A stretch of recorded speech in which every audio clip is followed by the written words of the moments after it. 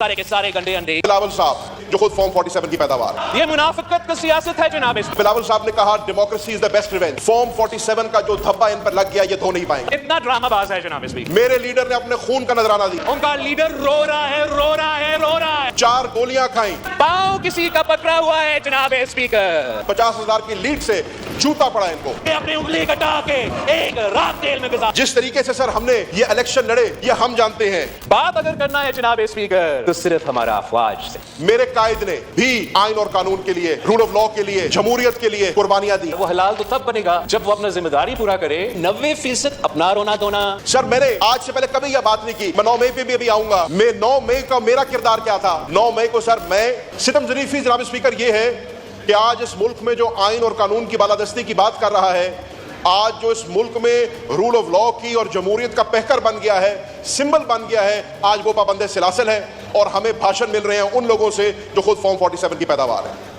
सितम ज़रीफ़ी सर ये है, सितम ज़रीफ़ी ये है कि खुद फॉर्म 47 पे बनने वाले आज हमें भाषण दे रहे हैं कि जमहूरियत क्या होती है। बिलावल भुट्टो साहब ने यहाँ पर बड़े तारीखी जुमला मेरे सामने में कहा जब बिलावल साहब ने कहा democracy is the best revenge. मैं समझता हूं कि बिलावल भुट्टो साहब वाकई ही मानते हैं कि democracy is the best revenge, लेकिन अफसोस इस बात का कि इस इलेजिटिमेट हुकूमत का हिस्सा बनकर आज जरदारी साहब या बिलावल साहब जितनी डेमोक्रेसी को बेस्ट रिवेंज समझे, फॉर्म 47 का जो धब्बा इन पर लग गया ये धो नहीं पाएंगे। कसूर किसी और का, नैरेटिव किसी और का खराब हो रहा है। मेरी जमात ने, मेरे कायद ने भी आइन और कानून के लिए, रूल ऑफ लॉ के लिए, जमहूरियत के लिए कुर्बानियां दी हैं। मेरे लीडर ने अपने खून का नजराना दिया। 4 गोलियां खाई इस मुल्क में रूल ऑफ लॉ को बचाने के लिए, इस मुल्क में डेमोक्रेसी का राइज रखने के लिए। सर मेरा वालिद 40 साल इन ऐवानों का हिस्सा रहा। My father has been elected to this parliaments 11 times. एक FIR मेरे वालिद पे कभी नहीं कटी। आज मेरा वालिद 10 साल की कैद काट रहा है। किस लिए? आइन और जमहूरियत के लिए, रूल ऑफ लॉ के लिए।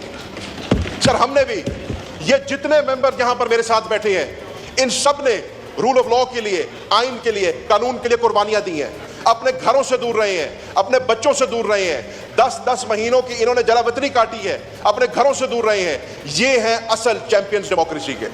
सर मैंने आज से पहले कभी यह बात नहीं की। मैं 9 मई पे भी अभी आऊंगा, लेकिन मैं 9 मई का मेरा किरदार क्या था। 9 मई को सर मैं और शाह महमूद कुरैशी आगा खान अस्पताल में मौजूद थे।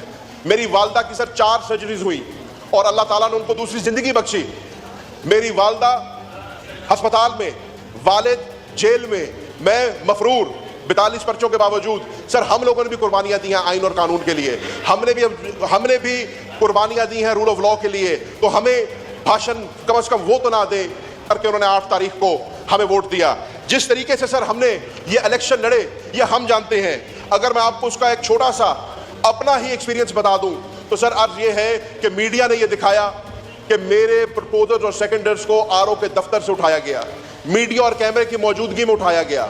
मेरे जाती मुलाजमीन को, मेरे लॉयर्स को और मेरे दोस्तों को जिनका सियासत से कोई ताल्लुक नहीं था, उनके घरों में घुस के अरेस्ट किया गया, उनको अबडक्ट किया गया, उन पर तशद्दुद किया गया।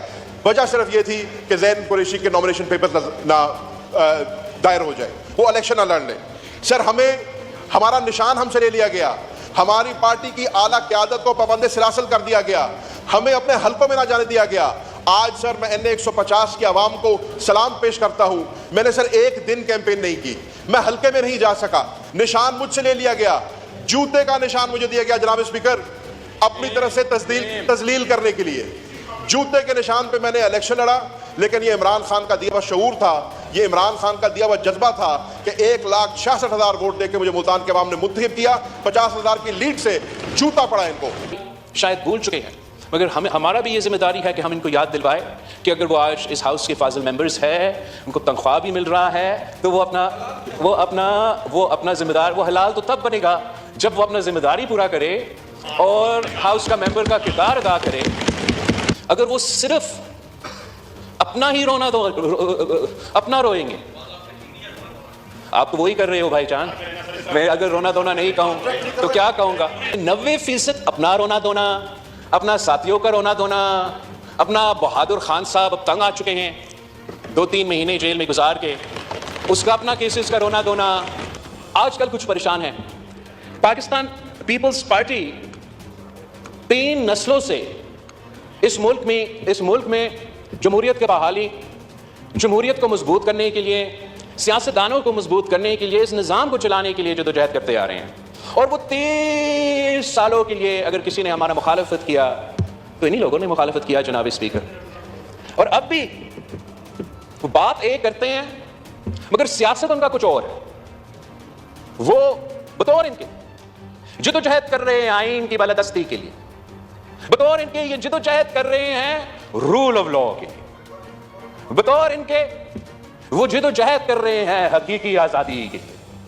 बात अगर करना है जनाब स्पीकर तो सिर्फ हमारा अफवाज से, बात अगर करना है जनाब स्पीकर तो सिर्फ हमारा एस्टैब्लिशमेंट से, बात अगर करना है स्पीकर, पांव किसी का पकड़ा हुआ है जनाब स्पीकर, धोनी का पांव पकड़े हुए हैं।